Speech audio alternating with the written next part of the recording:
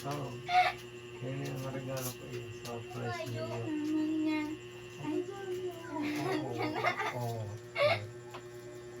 Buksan mo na yan. Gawin mo yung mga palabas. Para ano-ano yan. Hindi na kapag yun. Di man gud taong magamit.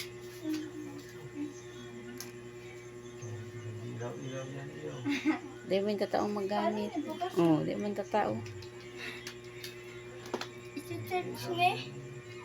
Paglobat. I-charge niya yan. Ano sabihin mo? Oo, hindi ko na. Kailangan mo na eh. Paano?